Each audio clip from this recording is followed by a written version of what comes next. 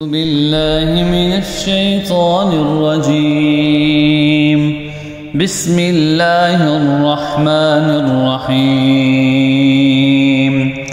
الرحمن علم القرآن خلق الإنسان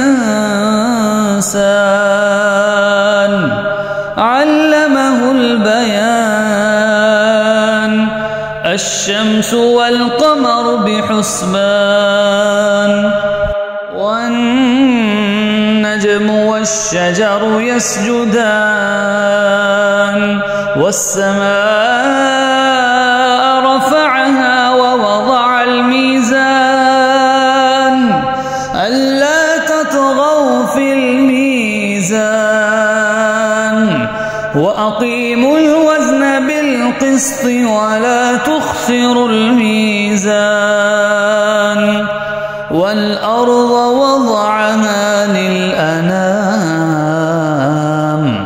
فيها فاكهة والنخل ذات الأكمام والحب ذو العصف والريحان فبأي آلاء ربكما تكذبان خلق الإنسان من صلصال كالفخار وخلق الجان من مارج من نار فبأي آلاء ربكما تكذبان رب المشرقين ورب المغربين فبأي آلاء ربكما تكذبان مرج البحرين يلتقيان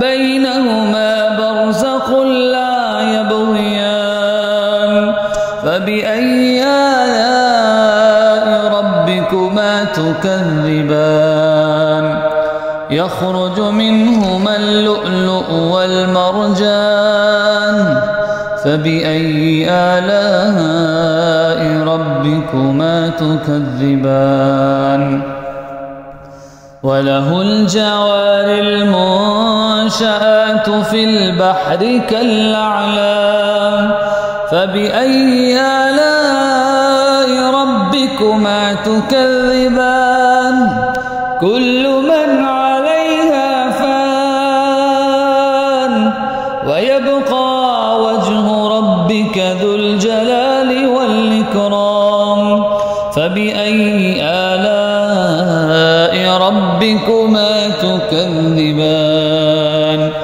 يسأله من في السماوات والأرض كل يوم هو في شأن فبأي آلاء ربكما تكذبان سنفرغ لكم أيها الثقلان فبأي آلاء ربكما تكذبان يا معشر الجن والإنس إن استطعتم أن تنفذوا من أقطار السماوات والأرض فانفذوا لا تنفذون إلا بسلطان فبأي آلاء ربكما تكذبان يرسل عليكما شواظ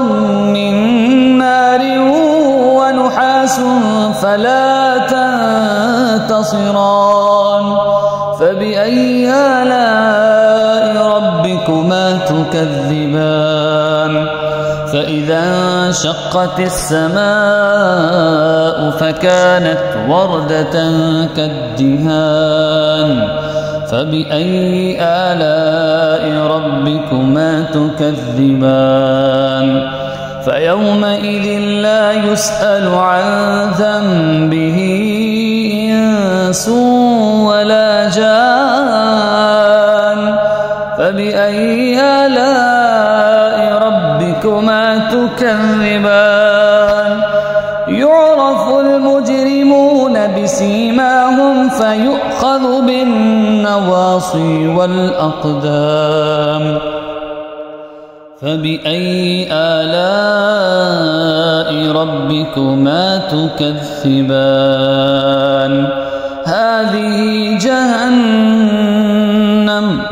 هذه جهنم التي يكذب بها المجرمون، يطوفون بينها وبين حميم آن. فبأي آلاء ربكما تكذبان؟ صدق الله العظيم.